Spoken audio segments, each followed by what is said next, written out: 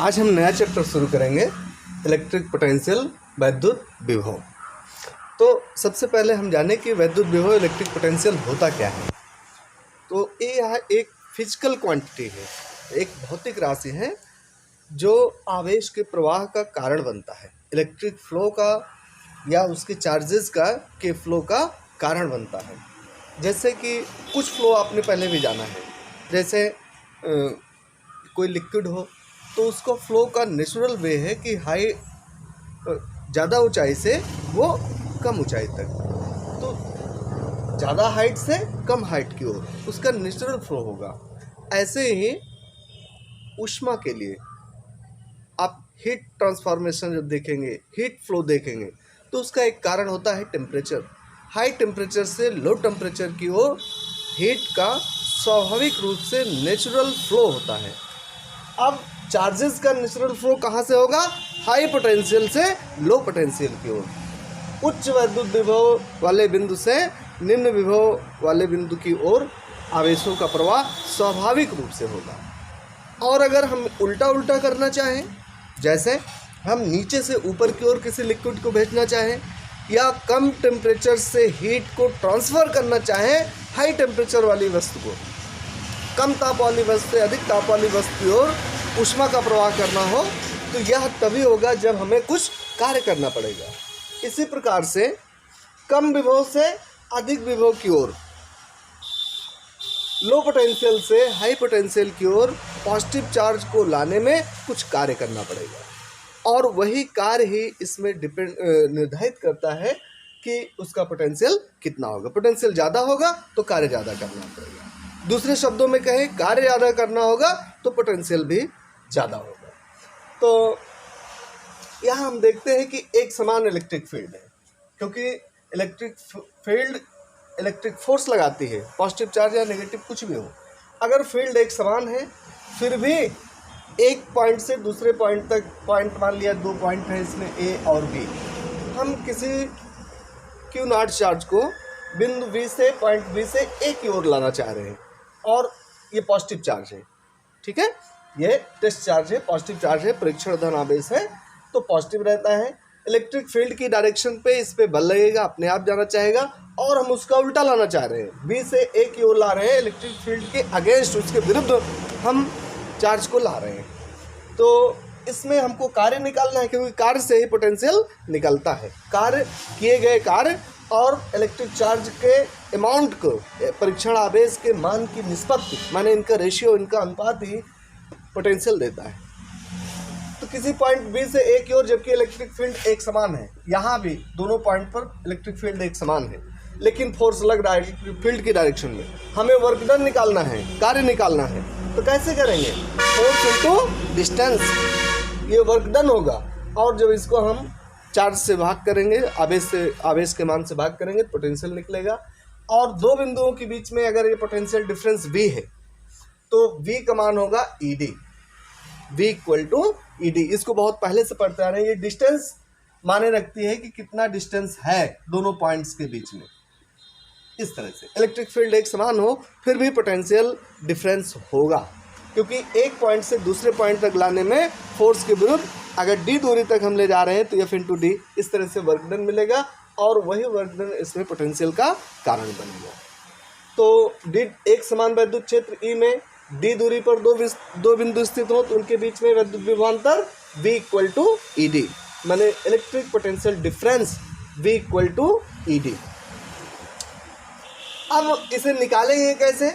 Point B से A तक Q naught को लाने में किया गया कार्य W हो, तो A व B के बीच का डिफरेंस, अब हम इसको, ये अदिश राशि स्केलर क्वांटिटी है, तो चाहे A व B के बीच में विभवांतर, यहाँ हम नहीं ये चेक कर रहे हैं कि कौन ज़्यादा है कौन कम है, पोटेंशियल डिफरेंस हमको निकालना है। इसको डेल्टा V से रिप्रेजेंट किया जाता है, delta V equal to VA minus VB, जो बड़ा हो उसी में से कम वाले को आप माइनस कर दीजिए, तो VA VB का डिफरेंस, और डेल्टा V इक्वल टू, इसमें वर्क डन किया गया कार्य है W, और अमाउंट ऑफ चार्ज कितना है? Q नॉट, तो W अपान Q नॉट, ये पोटेंशियल डिफरेंस हो गया। और इसकी यूनिट मात्रक जूल पर कूलाम या वोल्ट। ज़्यादातर लोग इसको वोल्ट ही कहते हैं कि वोल्टेज ज़्यादा हो गया, वोल्टेज कम हो गया, इसकी यूनिट से ही डायरेक्ट बुलाते हैं।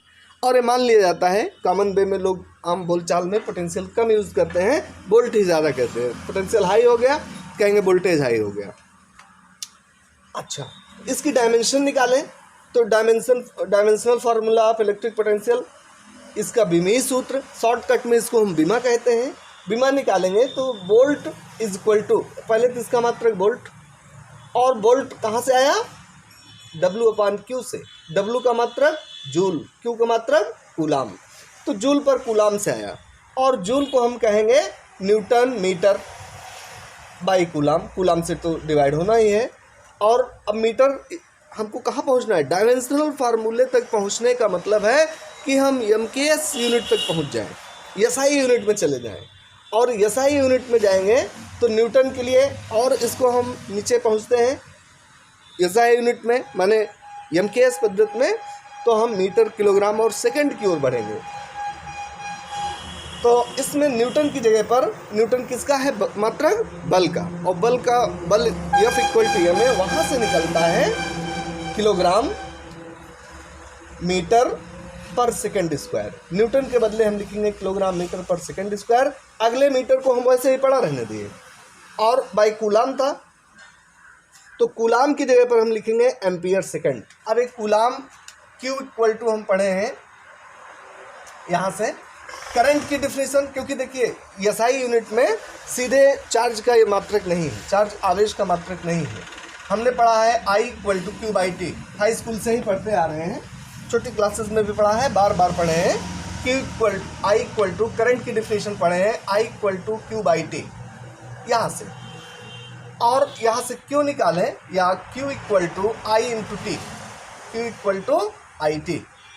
I का यूनिट होता है एम्पियर, और T के लिए सेकंड।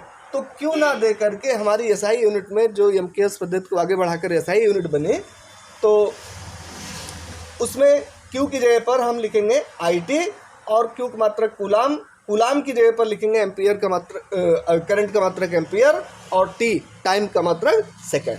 तो कूलाम की जगह पर हमने लिखा एम्पियर सेकंड। अब ये हुआ क्या, किलोग्राम वैसे ही पड़ा है, इसमें कोई चेंज नहीं, metre into metre, metre square हो गया, एम्पियर को ऐसे ही पड़ा रहने दें, second square into second, second cube हो गया। अब इनका हम कोड वर्ड लिख दें, जिसको हम डायमेंशनल फार्मूला या बीमा कहते हैं। तो किलोग्राम के लिए M, मीटर लेंथ के लिए है तो L, मीटर स्क्वायर था इसलिए L², और सेकंड के लिए ये टाइम को रिप्रेजेंट करता है, कैपिटल T। अब देखिए, अब इसमें ये सब नीचे हैं, तो जो डिनोमिनेटर हर में है उन पर हम पावर नेगेटिव कर देते हैं, तो T की पावर -3, और एम्पियर के लिए A−1 A की पावर -1। तो ये इसका डायमेंशनल फार्मूला हो गया। तो अगर हमें निकालना है किसी एक पॉइंट पर इलेक्ट्रिक पोटेंशियल डिफरेंस के बदले, अगर हमें VA-VB था यहाँ, अगर हमें पोटेंशियल डिफरेंस के बदले हमें निकालना हो किसी एक पॉइंट पर पोटेंशियल, तो इसके लिए हम इन्फिनिटिव से उस पॉइंट तक परीक्षण आवेश को लाते हैं, टेस्ट चार्ज को लाते हैं, और वर्क डन और चार्ज में रेशियो निकालते हैं, किए गए कार्य और आवेश की मान की निष्पत्ति, रेशियो अनुपात निकालते हैं, और तब हमें कार्य मिलता है। तो इन्फिनिटिव होता कहाँ है, यहाँ इन्फिनिटिव कहाँ होगा, यहाँ चांद तारों पर जाने की बात नहीं, अनंत पर जाने का मतलब नहीं है। जहाँ तक इलेक्ट्रिक फील्ड खत्म हो जाए वहीं से इन्फिनिटिव होगा। ये कुछ मीटरों में भी हो सकता है, सेंटीमीटर में भी हो सकता है। तो जहाँ इलेक्ट्रिक फील्ड खत्म हो जाए, ना रहे, वही हो गया इन्फिनिटिव। तो इन्फिनिटिव पर कोई फोर्स नहीं, और फोर्स नहीं तो कोई वर्क डन नहीं। लेकिन जब इन्फिनिटी से मान लिया कि हम किसी पॉइंट A तक आना चाह रहे हैं, तो इलेक्ट्रिक फील्ड के बाहर हो गए, और ये कोई ज़रूरी नहीं कि अब एक समान है, ये कम ज़्यादा भी हो सकती है। तो इन्फिनिटी पर कोई फोर्स नहीं, वहाँ से चलना स्टार्ट करेंगे, कोई वर्क डन नहीं। जैसे जैसे फील्ड के अंदर आएंगे तो हमें फील्ड के अगेंस्ट, फील्ड के वैद्युत क्षेत्र की विपरीत दिशा में बल लगाना पड़ेगा और कार्य करना पड़ेगा। तो उस कार्य के लिए यहाँ पर वर्क डन कुछ नहीं, फोर्स नहीं तो कार्य नहीं, कोई बल नहीं तो कार्य नहीं। और पॉइंट A तक लाने में टोटल कार्य, जैसे हम इलेक्ट्रिक फील्ड के अंदर आते जाएंगे और विरुद्ध बढ़ते जाएंगे, वैसे किए गए कार्य का टोटल बढ़ता जाएगा, समेशन बढ़ता जाएगा। और वो जब हम निकालेंगे तो यहाँ कोई कार्य नहीं है, और इस पॉइंट तक पहुंचने में किया गया कार्य ए है। तो जो पहले अभी हमने पढ़ा था डेल्टा वी, दो पॉइंट्स के बीच में, अभी यहाँ पॉइंट बी को हमने इन्फिनिटिव पर कर दिया, तो बी से ए तक किया गया कार्य V A minus V B, V A minus V B is equal to delta V is equal to W. अब निकालेंगे तो डब्लू बी पॉइंट से और ए तक आने में, तो यहाँ तो कार्य कुछ होगा नहीं, जीरो रहेगा, और इसको जब निकालेंगे तो मिलेगा। अब इसी को वी सफिक्स ए कहा हमने, क्योंकि ये चीज़ कहाँ मिला, जीरो मिला। जहाँ पर इलेक्ट्रिक फील्ड नहीं है वहाँ पर पोटेंशियल भी नहीं, इलेक्ट्रिक फील्ड जीरो है, पोटेंशियल जीरो होगा। तो बी पॉइंट अगर इन्फिनिटिव पर है तो ये तो जीरो हो गया, तो मिला क्या, मिला हमें V suffix A is equal to infinitive से ए तक आने में किया गया कार्य डब्लू है। अब दो तो है ही नहीं है, नहीं तो ए भी रखते अपॉन चार्ज, आवेश का अनुपात क्यू नॉट, इस तरह से। और इसको हम कैलकुलेट भी कर सकते हैं। तो ये कह दिया गया कि डब्लू होगा, लेकिन अब डब्लू कितना होगा, कैसे होगा, क्योंकि जब इन्फिनिटिव पर कोई फोर्स नहीं, जैसे जैसे हम आते जाएंगे फील्ड में फोर्स बढ़ता जाएगा। और फिर कल हम निकालेंगे किसी पॉइंट चार्ज के कारण, ये कोई पॉइंट चार्ज है, बिंदु आवेश है, इसके कारण इससे आर डिस्टेंस पर कोई पॉइंट ए है जहां हमें इलेक्ट्रिक पोटेंशियल ज्ञात करना है, पता करना है। तो इसके लिए इन्फिनिटिव से पॉइंट टेस्ट चार्ज को लाएंगे, परीक्षण आवेश को, जो परीक्षण करता है, जिसके माध्यम से परीक्षण करते हैं, उसको इन्फिनिटिव से अनंत से ए तक लाएंगे, किया गया कार्य होगा। और जैसे जैसे इस पॉइंट चार्ज के हम नज़दीक आते जाएंगे वैसे वैसे फोर्स बढ़ता जाएगा, ठीक है। दूर रहने पर फोर्स कम होगा, तो इन्फिनिटिव पर जीरो, जीरो से अब ए की ओर आने में लगातार फोर्स का मान बढ़ता जा रहा है। और अगर हमें फोर्स पता हो, अगर फोर्स कांस्टेंट हो, बल नियत हो, तो बल गुणे विस्थापन, फोर्स इनटू डिस्टेंस, हम वर्क डन निकाल लेते हैं, कार्य निकाल लेते हैं। लेकिन यहाँ पर फोर्स हर सेकंड, हर क्षण बदल रहा है, इसलिए कोई ऐसा फोर्स डेफिनेट, एक निश्चित नहीं है कि उसी को हम डिस्टेंस से मल्टीप्लाई कर दें, गुणा कर दें और हमें कार्य निकल जाए। तो इसके लिए हम क्या करेंगे, एडवांस मैथमेटिक्स का यूज़ करेंगे, कैलकुलस का यूज़ करेंगे। और तब जैसे जैसे जब बल बदल रहा होता है तो वेरिएबल फोर्स होता है, तो उसके लिए फिर हम जनरल मैथमेटिक्स का यूज़ नहीं करते। जनरल मैथमेटिक्स से भी होता है, पुराने समय में जब कैलकुलस का ज़्यादा इस्तेमाल नहीं होता था तो ये भी होता था। लेकिन ऐसे समय में, आज के समय में कैलकुलस का, एडवांस मैथमेटिक्स का यूज़ किया जाता है। तो हम इंटीग्रल करेंगे, जहाँ पर लगातार क्रम से बदल रहा हो फोर्स, तो उसके लिए इंटीग्रल करते हैं, समाकलन करते हैं, वो कल के लिए हम करेंगे। आज हम जानेंगे कि वर्क डन अपॉन चार्ज का अमाउंट, किया गया कार्य और आवेश की मान की निष्पत्ति से हमें वैद्युत विभव मिलेगा, इलेक्ट्रिक पोटेंशियल मिलेगा, और कैसे मिलेगा, कितना होगा, ये हम कल किया जाएगा।